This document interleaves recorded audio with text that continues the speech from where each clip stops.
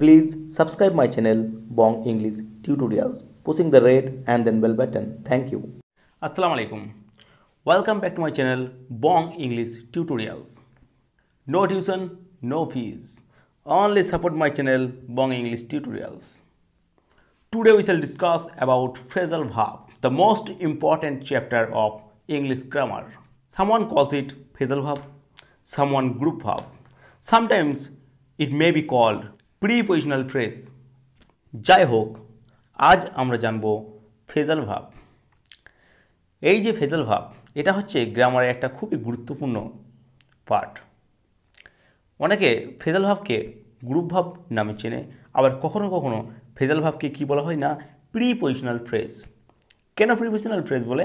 কারণ এই ভার্বের সঙ্গে সবসময় প্রিপজিশন যুক্ত থাকে। তাহলে ফ্রেজাল ভার্বটা কী? হ্যাঁ, এর নামের সঙ্গে ভার্ব অবশ্যই যুক্ত আছে, কিন্তু এটা অন্যান্য ভার্বের থেকে কমপ্লিটলি ডিফারেন্স। ফ্রেজাল ভার্ব হচ্ছে এমন একটা ভার্ব যে ভার্ব কোনো না কোনো প্রিপজিশনের সঙ্গে যুক্ত হয়ে নতুন একটা অর্থের সৃষ্টি করে। নতুন একটা অর্থ বলতে কি না, নতুন একটা অর্থ বলতে বোঝাচ্ছে যে ভার্ব একটা প্রিপজিশনের সঙ্গে যুক্ত হয়ে নতুন অর্থের সৃষ্টি করে।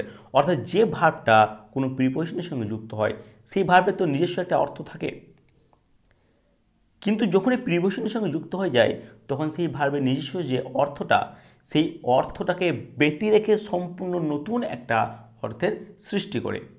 একেই বলা হয় phrasal verb. For an example, look. Look শব্দের অর্থ হচ্ছে দেখা, কিন্তু যখন এই লুক শব্দের সঙ্গে আমরা একটা প্রিপজিশন ফর, লুক ফর, অর্থাৎ লুকের সঙ্গে ফর যোগ করে যখন আমরা লুক ফর ফ্রেজাল ভার্বটা ক্রিয়েট করব, তখন এর অর্থ দেখা, অর্থাৎ লুকের অর্থ থেকে সম্পূর্ণ ডিফারেন্স একটা অর্থের সৃষ্টি করবে। কি হবে না, লুক মানে ছিল দেখা, কিন্তু এখন এই যে লুক ফর, এটার অর্থ হবে এখন টেক কেয়ার, অর্থাৎ দেখাশোনা করা। আবার এই লুকের সঙ্গে যদি আবার ইনটু অ্যাড করা হয় তাহলে কি হবে, লুক ইনটু, এর অর্থ হচ্ছে ইনভেস্টিগেট, অর্থাৎ অনুসন্ধান বা তদন্ত করা। এইগুলোই হচ্ছে ফ্রেজাল ভার্ব। এইবার আমরা আসব যে পরীক্ষায় বা কোনো কম্পিটিশন এক্সামে কিভাবে এগুলো থাকতে পারে। এইগুলো থাকবে এইভাবে, কোনো লাইনের সঙ্গে একটা ভার্ব দেওয়া থাকবে, যেমন ইনভেস্টিগেট, এরকম একটা ভার্ব থাকবে। ফ্রেজাল ভার্বটা কি করতে হবে না, ওই ইনভেস্টিগেটের জায়গায় কি ফ্রেজাল ভার্ব বসবে সেটাকে বসাতে হবে, তবে ফর্মের পরিবর্তন করতে হয়। কীরকম? সাপোজ এরকম একটা এক্সাম্পল দেওয়া আছে, the police came to investigate here. Police এখানে তদন্ত করতে এসেছিল। টু ইনভেস্টিগেট, এখানে ইনভেস্টিগেটটা হচ্ছে ভার্বের ফার্স্ট ফর্ম। তখন আমরা যে ফ্রেজাল ভার্বটা যোগ করব, অর্থাৎ লুক, এটা কিন্তু লুকই থাকবে। তখন কি হবে না, এখানে যে লুক আছে, লুকটা কোনো চেঞ্জ হবে না, লুকটা লুকই থাকবে। যেহেতু ইনভেস্টিগেটটা ভার্বের ফার্স্ট ফর্ম, এখানে লুকটাও কিন্তু ফ্রেজাল ভার্বের সঙ্গে যে মেন ভার্বটা থাকবে এটাও কিন্তু লুকই থাকবে, এর ফর্মে কোনো পরিবর্তন হবে না। অর্থাৎ ওখানে ইনভেস্টিগেটে যদি V1 হয়, অর্থাৎ ভার্বের ফার্স্ট ফর্ম হয়, তাহলে এটা হবে ভার্বের ফার্স্ট ফর্ম। আবার যদি এরকম থাকে, দে ইনভেস্টিগেটেড দ্য ম্যাটার, তারা ব্যাপারটাকে তদন্ত করেছিল, তাহলে এটা কি, এটা ভার্বের সেকেন্ড ফর্ম। তখন আমাদের কি করতে হবে, এই যে লুক ইনটু যে লুক ভার্বটা, এটাকে কিন্তু ভার্বের সেকেন্ড ফর্ম করতে হবে। কী করতে হবে, looked, they looked into the matter. বোঝা গেল? অর্থাৎ যে ভার্বটার পরিবর্তে আমরা ফ্রেজাল ভার্বটাকে অ্যাড করব, সেই ভার্বটা ভার্বের যে ফর্মে থাকবে, আমাদেরকে ফ্রেজাল ভার্বটাকেও সেই ফর্মে পরিণত করতে হবে। তাহলে যদি বলা যায় যে কতগুলো ফ্রেজাল ভার্ব হয়, ফ্রেজাল ভার্ব প্রচুর হয়, কিন্তু অত ফ্রেজাল ভার্ব করা তো সম্ভব নয়। তাই আজ আমরা কিছু রিপিটেড ফ্রেজাল ভার্ব, রিপিটেড কেন বলছি, রিপিটেড এই কারণেই বলছি যে কিছু ফ্রেজাল ভার্ব রিপিটেড, অর্থাৎ যেগুলো বারবার কোনো কম্পিটিশন পরীক্ষায় বা স্কুল লেভেল পরীক্ষায় বারবার আসে, এগুলোকে বলছে রিপিটেড ফ্রেজাল ভার্ব। এই ধরনের কিছু রিপিটেড ফ্রেজাল ভার্ব নিয়ে আজকে আমরা আলোচনা করব। So let's go to the store of phrasal verb. তাহলে এখানে আমরা দেখতে পাচ্ছি ফ্রেজাল ভার্ব। প্রথম আছে অ্যাক্ট অন বা আপন, যার ইংলিশ অর্থ হচ্ছে অ্যাফেক্ট, বাংলা কিছু করা বা ক্ষতি করা।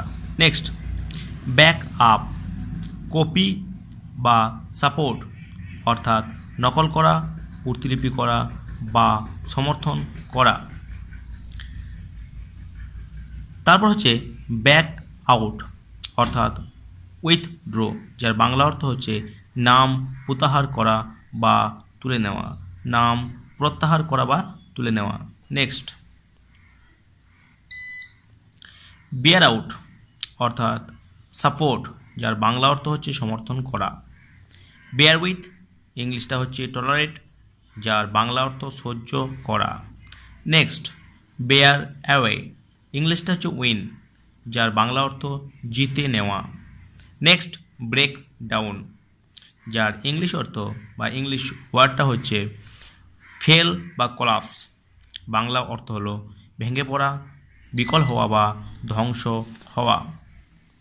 নেক্সট ব্রেক ইনটু, ইংলিশটা এন্টার বাই ফোর্স, অর্থাৎ বলপূর্বক প্রবেশ করা। ব্রেক আউট, ইংলিশটা হচ্ছে স্টার্ট সাডেনলি বা এপিয়ার, যার বাংলা অর্থ ছড়িয়ে পড়া। Next break up, English to end, break up ইংলিশটা হচ্ছে টু এন্ড, যার বাংলা অর্থ শেষ হওয়া। নেক্সট হচ্ছে ব্রিং আউট, যার ইংলিশটা টু কজ সামথিং বা টু হ্যাপেন, কোনো কিছু ঘটনা, বাংলা অর্থ কোনো কিছু ঘটানো। নেক্সট ব্রিং ডাউন, ইংলিশটা হচ্ছে লোয়ার বা রিডিউস, যার বাংলা অর্থ হলো কমানো।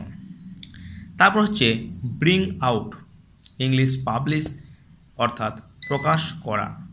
ব্রিং আপ, ইংলিশ রেয়ার বা এডুকেট, বাংলাটা হচ্ছে লালন পালন করা, বড় করে তোলা বা মানুষ করে তোলা। Next call on, English visit বা মিট, বাংলা অর্থ হচ্ছে দেখা করা। কল ইন, সেন্ড ফর, ডেকে পাঠানো। কল আপ, ইংলিশ রিমেম্বার, অর্থাৎ স্মরণ করা। কল অফ, উইথড্র বা ক্যান্সেল বা রিজেক্ট, যার বাংলা অর্থ তুলে নেওয়া বা বাতিল করা।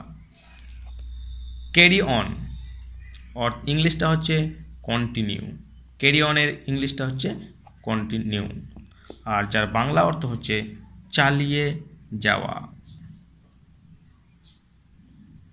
চালিয়ে যাওয়া।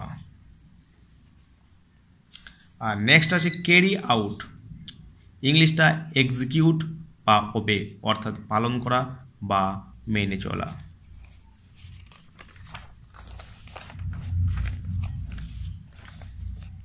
Next come about, English happen, অর্থাৎ ঘটা।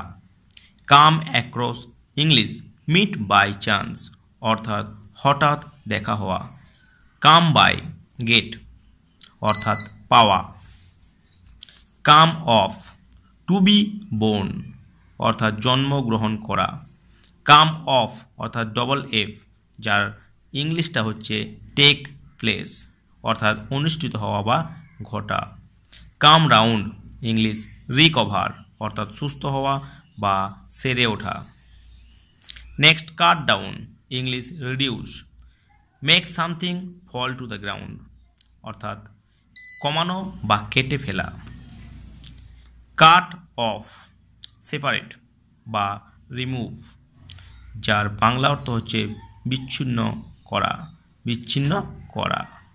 Deal in, English buy and sell, অর্থাৎ ব্যবসা করা। ডিল উইথ, ইংলিশ হ্যান্ডেল বা লুক আফটার বা বিহেভ, যার অর্থ হচ্ছে দেখাশোনা করা, ব্যবহার করা। ব্যবহার বলতে এখানে আচরণটাকে বোঝাচ্ছে, ব্যবহার বলতে এখানে আচরণ।